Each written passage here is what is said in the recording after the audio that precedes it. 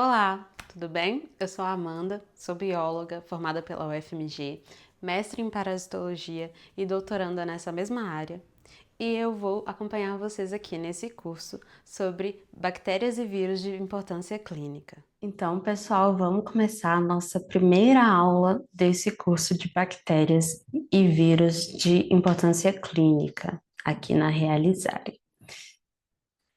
Nessa primeira aula, a gente vai fazer uma introdução ao tema e a gente vai falar primeiro em quais ambientes estão presentes as bactérias e os vírus. Depois a gente vai falar os mecanismos de infecção dos micro-organismos e depois um pouco sobre a classificação dos micro-organismos, tá bom? Então vamos começar falando em quais ambientes estão presentes as bactérias e os vírus. Quais ambientes, né? Porque a gente sempre pensa que esses micro-organismos, né, vão estar no nosso organismo, vão estar infectando algum animal, e causar problemas. Só que a gente tem que ter uma visão mais ampla dessa presença dos micro-organismos, porque são organismos muito variados, com muitas estratégias de replicação, estratégias de vida também, muitos mecanismos de resistência também. Então, por isso, eles estão colonizando os mais diversos ambientes do planeta Terra, certo? Então a gente tem que ter essa visão mais ampla. A gente tem que pensar que, claro, eles vão estar causando doenças nos animais, nas plantas também, não vamos esquecer das plantas, mas eles vão estar presentes em superfícies, de terra, né, no solo, né, vamos dizer assim, nas águas, no ar, né, a gente não pode esquecer disso, e tudo isso também vai estar muito relacionado com a forma como eles, infectam os seres vivos e os animais. Então, vamos falar um pouco sobre a microbiota de cada indivíduo. Então, os seres vivos, os mamíferos, vamos focar nos mamíferos. Quando eles estão ainda dentro do organismo materno, né, ali, ganhando nutrientes pela placenta, eles basicamente não entram em contato com o micro-organismo, certo? É, Esse contato, ele é geralmente o primeiro contato, vamos pensar num bebê recém-nascido, né? No nascimento de um ser humano. Então, esse contato com os micro-organismos vão ser basicamente na hora do parto. Então, na hora do parto, né? Pensando num parto normal, né? Num parto natural, esse recém-nascido vai ter contato com a vagina materna e ali com várias bactérias, principalmente. Então, os lactobacilos são os mais predominantes. E esses lactobacilos vão entrar no organismo desse bebê e ali vão ficar colonizando, né, naturalmente o seu sistema digestório, principalmente. E depois, com poucos dias de vida, esse bebê já vai ter contato também com outros micro-organismos pelo ar, pela alimentação e diversas outras formas. Aí a gente vai formar a microbiota normal desse neném, que vai ser uma microbiota que sempre, ao longo dos seus anos de vida, vai ser incorporada a alguns outros micro-organismos, mas nesse início é um momento muito crucial para formar essa microbiota, uma vez que ela vai ser essencial para ele. é, Ter uma defesa natural, né? Uma defesa pelos micro-organismos no seu organismo. Então, a gente tem muitas bactérias no nosso intestino, né? Durante toda a nossa vida, que vão, por exemplo, ficar protegendo ali contra outras bactérias que podem chegar ao nosso intestino, ao nosso sistema digestório. Então, vai haver uma competição entre essas bactérias por nutrientes, por condições ali de oxigênio. Então, isso tudo é muito importante principalmente para os seres humanos. Que a gente, como eu já falei, a gente tem as bactérias, os vírus, os fungos, né? Os protozoários, a gente tem eles em plantas, a gente tem eles no solo. Então, por exemplo, quando a gente cultiva alguma fruta, alguma verdura, a gente vai ter a presença ali de bactérias e vírus que estão naquele ambiente, né? Há formas de sanitização, de lavagem, mas também a gente sabe que tem algumas bactérias que têm resistência a desinfetantes, resistência a algumas substâncias químicas. Mas isso é um pouco mais raro, né? Mas a gente vai ter. E também a gente tem presença de micro-organismos até mesmo em vetores mecânicos. Ou seja, eu trouxe aqui um exemplo de uma mosca pousada num alimento. Essa mosca pode trazer, né, na superfície do corpo dela muitos micro-organismos para aquele alimento. Então, nem sempre a gente vai contaminar um alimento com as mãos ou com o ar, né? Ali onde ele está, com gotículas no ar, com alguém conversando próximo ou tossindo, mas também a gente vai ter vetores mecânicos, que a gente chama desses patógenos ou dessas bactérias, desses vírus. E agora vamos falar sobre os mecanismos de infecção. Agora pensando na infecção, pensando em doenças, patologias, né? E pensando mais nos seres humanos ou nos mamíferos, quais são as portas de entradas que a gente vai ter para micro-organismos? São diversas, né? A gente vai ter a mucosa, a gente vai ter a pele, a gente vai ter várias portas de entrada, que são a forma como esse micro-organismo estabelece um contato inicial e consegue infectar um indivíduo. Então, muitas bactérias e vírus vão infectar por meio das membranas mucosas, né, que é uma porta de entrada.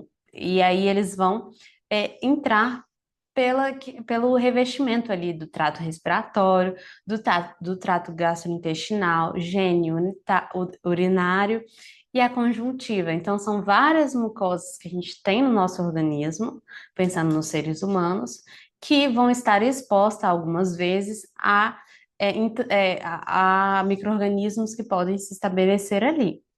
Então, a boca, o nariz, algumas vezes também as mucosas vão ser de outra forma que vão ser infectadas, por exemplo.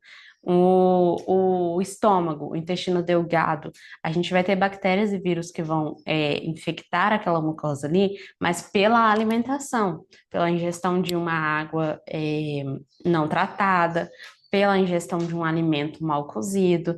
Então, a gente tem, claro, uma defesa, a gente sempre vai ter algum mecanismo de defesa, até mesmo o ácido gastrointestinal, né? O ácido do estômago, o ácido do intestino pode já proteger contra algum micro-organismo, mas dependendo da patogenicidade, dependendo das substâncias que aquele micro-organismo já produziu algumas vezes naquele alimento, e aí a gente vai ter uma infecção aguda ou até mesmo uma infecção crônica posteriormente dessas mucosas.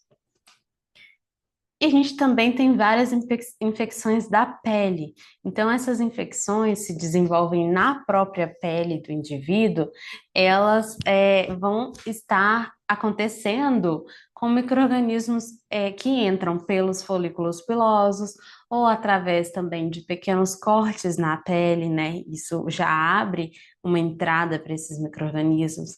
Queimaduras também, que deixam mais expostas a pele, a derme, né? Porque a gente sabe que a epiderme, que é a parte mais externa da pele, ela é muito importante para a proteção, para criar uma barreira na nossa pele. Então, quando a gente tem um corte, uma mordida, uma queimadura, a gente expõe uma parte mais vascularizada e mais sensível da pele. Então, ali já vai criar uma entrada maior, uma porta de entrada mais facilitada para micro-organismos. E picadas de insetos também a gente não pode esquecer. Então, a gente tem muitos vírus, por exemplo, o vírus da dengue, da febre amarela, que são veiculados, que são inoculados na pele dos indivíduos por meio de uma picada de um vetor, que no caso aí dos que eu citei seriam mosquitos, né? Precisamos também saber que a gente tem a defesa do nosso organismo.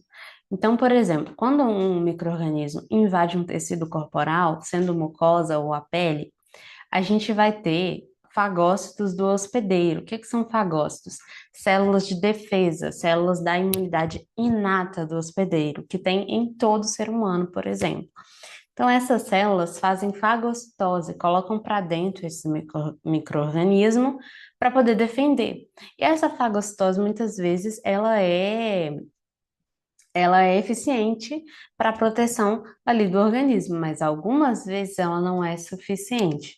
Então, se é um micro-organismo mais patogênico, se é um micro-organismo que está em maior quantidade, às vezes essa defesa não vai ser suficiente. E aí, quando os micro-organismos conseguem é, os fagócitos, na verdade, não destroem todos esses micro-organismos infecciosos, a gente vai ter algum dano ao hospedeiro. Então, esse dano pode ser por toxinas que o micro-organismo produz ali no tecido do hospedeiro ou no seu organismo, pode ser porque o micro-organismo está usando nutrientes do hospedeiro naquele local de infecção. Pode ser porque ele causa uma resposta inflamatória exacerbada no hospedeiro, pode ser por diversas formas, ok?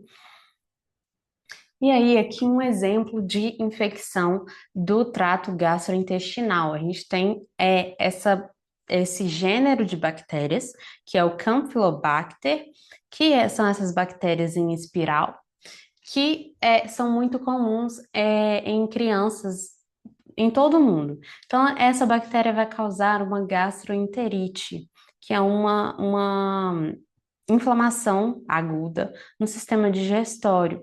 E geralmente, a fonte de infecção por essa bactéria seria a via alimentar, né?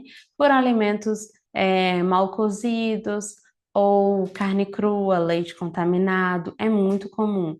E aí, essa bactéria vai causar quadros de diarreia, que às vezes pode vir com sangue, né? E também pode dar cólicas abdominais, vômitos e febre. A gente também vai ter alguns abscessos, né? Que são infecções na pele, que se apresentam com bastante pus, e muitos desses abscessos são causados pela bactéria Staphylococcus aureus. Então, essa bactéria, ela vai causar muitos casos de abscessos. Então, esse abscesso seria uma bolsa cheia de pus, né? O que é esse pus? O pus são células do hospedeiro de defesa que vão para aquela região para poder matar esse patógeno, né? Para fazer a defesa. Então, ali fica produzido aquele pus, que seriam células de defesa. É, e a bactéria vai estar ali junto com essas células de defesa e vai causar um inchaço, uma inflamação e o pus ali nessa região. E a gente tem uma cepa de Staphylococcus que é resistente a muitos antibióticos comumente usados. Essa cepa foi chamada de Staphylococcus aureus resistente à meticilina. Então, a gente tem também essa bactéria que é mais essa cepa, né? Uma cepa é uma variação daquela bactéria que é um pouco mais difícil de tratar ou de conter ali uma infecção.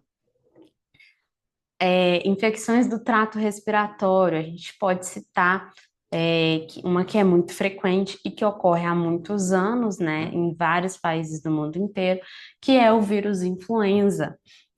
Então, o trato respiratório vai ser porta de entrada para muitos vírus que acometem os seres humanos, e esses micro-organismos vão ser inalados, né? A fonte de infecção, a porta de entrada é o trato respiratório, que a pessoa vai inalar gotículas de umidade do ar ou partículas de pó que estão no ar, contendo esses vírus. Então, o vírus está ali no ar e encontrando um hospedeiro, uma pessoa suscetível, ele vai entrar por meio do trato respiratório. E aí o vírus da gripe, que é o influenza, ele é responsável por muitas infecções agudas no sistema respiratório. É outro exemplo de vírus que acomete os humanos por meio de sistema respiratório. Agora vamos falar sobre a classificação dos micro-organismos, né? Então, quando a gente estuda micro-organismos ou organismos vivos, a gente tem que classificar eles de alguma forma, porque é até para organizar o conhecimento científico, o conhecimento que a gente já tem sobre os seres vivos no planeta Terra. Então, um dos primeiros pesquisadores ou pensadores a fazer uma divisão dos micro-organismos ou dos organismos vivos foi o filósofo Aristóteles. Então, o filósofo Aristóteles, ele fez uma divisão mais contida, vamos dizer assim, sobre os organismos na Terra, mas foi muito bem pensado na sua época, porque ninguém havia ainda tentado dividir os organismos vivos. Ele fez uma divisão em que ele separou Animalia e Plantae, dois grupos. Então, seriam, pensados por ele, né? Seria dividido entre animais e plantas. Então, ali ele incorporaria até as algas, que a gente sabe que não são plantas hoje em dia, os micro-organismos, que também não são considerados animais, né? Do reino Animalia, vamos dizer assim. Mas ele fez essa primeira divisão. Então, a gente tem Animalia e Plantae, que são grupos diferentes de organismos vivos. Então, depois do Aristóteles, vieram muitos outros pensadores, e a gente tem também o Linneu, que fez, é, que pensou nas regras de nomenclatura, né, dos organismos vivos, para poder fazer uma descrição e uma organização das espécies vivas em grupos ou em clados, né? E aí, quando a gente pega a classificação das bactérias, como que elas vão ser classificadas, né? Porque a gente tem muitas espécies de bactérias, são diversas, são muitas mesmo, e a gente precisa fazer uma classificação, um agrupamento. E esses micro-organismos são unicelulares procariontes, o que já difere eles de plantas e de animais, por exemplo. Então, o que que é ser unicelular e procarionte? É uma célula apenas, unicelular, toda bactéria vai ter apenas uma célula em sua constituição, e procarionte quer dizer que ela não tem núcleo celular. Isso a gente vai falar bastante em próximas aulas, quando a gente estiver falando sobre a célula bacteriana. Mas isso é muito importante, por quê? Porque já difere muito elas dos grupos de plantas e de animais, por exemplo. A classificação das bactérias vai ser feita com base em características fenotípicas. O que seriam fenotípicas? Seriam características morfológicas, características, por exemplo, a composição da sua parede celular, a composição do conteúdo citoplasmático, tudo isso que não está na sua molécula genética, porque as genotípicas seriam os códigos, a forma como está organizado as suas, o seu gen, as suas moléculas genéticas dentro da célula. Então, essas características vão organizar em vários níveis taxonômicos as bactérias. Então, uma parte importante da classificação é saber que a gente divide os organismos vivos em domínios. O domínio é o maior clado taxonômico que a gente tem. Então, dentro dos domínios, a gente vai ter os reinos. Então, por exemplo, o domínio Eucária tem os reinos Animalia, Fungi, Plantae e Protista. Esses reinos são de organismos eucariontes, por isso o nome eucária. Eu já falei anteriormente sobre as bactérias serem procariontes, que quer dizer que elas não têm núcleo celular. Todos esses reinos aqui no domínio eucária vão ter organismos com membrana nuclear, com núcleo revestido, certo? A gente tem também o domínio árquea, que tem as arqueobactérias. E a gente vai ter que antes essas arqueobactérias eram colocadas junto com as bactérias, as eubactérias. Hoje a gente tem a divisão em dois domínios diferentes, porque no domínio bactéria a gente vai ter as eubactérias, que são as bactérias propriamente ditas, com as características que a gente vai falar durante esse curso. Então, a gente vai estar sempre falando sobre as bactérias colocadas no domínio bactéria e no reino Eubactéria, tudo bem? E a gente vai ter várias classificações para as bactérias, por exemplo, família, é, ordem, e a gente vai ter também o gênero e espécie. Então, dentro do gênero, a gente vai ter, os gêneros fazem parte de uma família, né? E nos gêneros, as bactérias vão ser agrupadas, envolvendo várias características que são estudadas nelas. Então, a gente, por exemplo, tem o gênero Escherichia, que inclui bactérias como a Escherichia coli, né, que causa gastroenterite, às vezes, nos seres humanos. E a gente vai ter também a classificação de espécie. A classificação de espécie é o nível mais específico de classificação, que vai incluir bactérias, apenas bactérias, que podem reproduzir entre si. Então, formando descendentes férteis. Então, a forma de estudar e ver se aquelas bactérias com tal característica formam uma espécie é principalmente observando se elas formam descendentes férteis, né? Se o material genético delas é compatível entre si, de forma que elas reproduzam e formem descendentes férteis, ok? Agora falando sobre a classificação dos vírus. Os vírus não são agrupados em todas as características tradicionais, categorias, me desculpe, tradicionais dos seres vivos. Por quê? Porque tem toda essa discussão se os vírus são organismos vivos ou não. Então, muitos estudos, muitos pesquisadores dizem que os vírus são partículas, né? São vírions. Então, não são células, né? Porque não vai ter aquele citoplasma, a membrana de uma célula, né, que a gente vê convencionalmente vê. É, os vírus vão ser, né, cápsulas com material genético.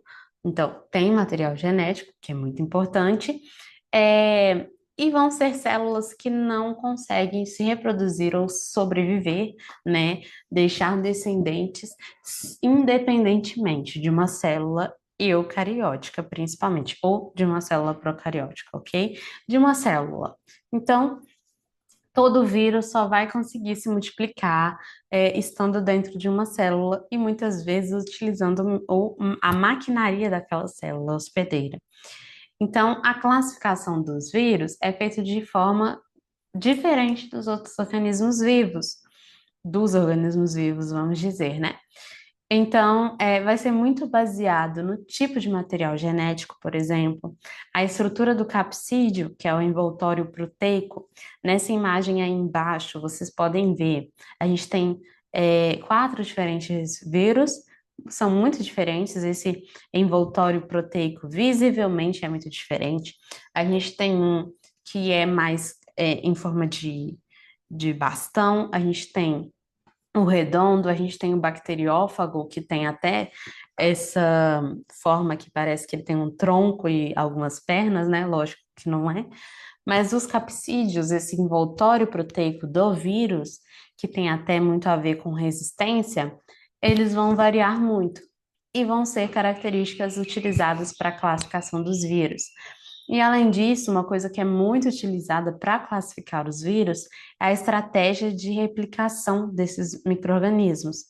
Então, é muito diferente a forma como os vírus se replicam dentro de uma célula hospedeira. Alguns incorporam seu próprio material genético ao gene da célula hospedeira, outros não fazem isso completamente. Então, isso é muito variado, no ponto de vista de replicação viral.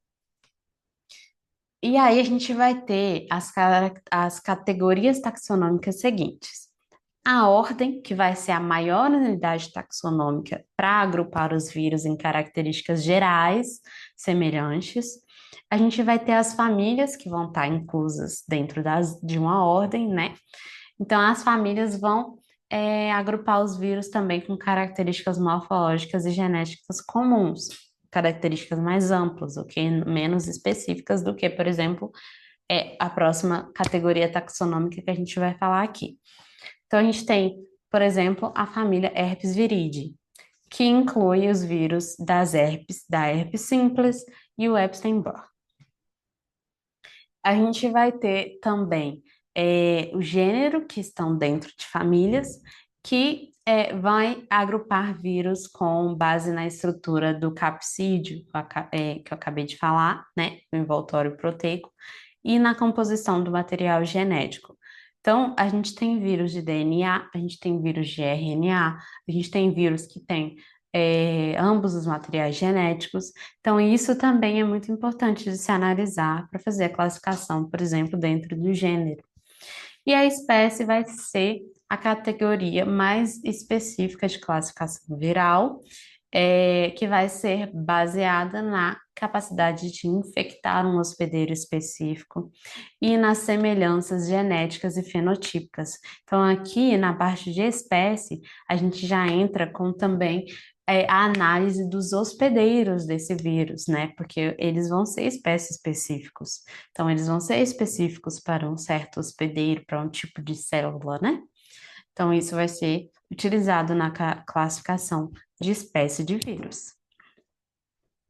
E aqui a gente chega ao fim da nossa primeira aula desse curso de bactérias e vírus de importância clínica. Até a próxima aula.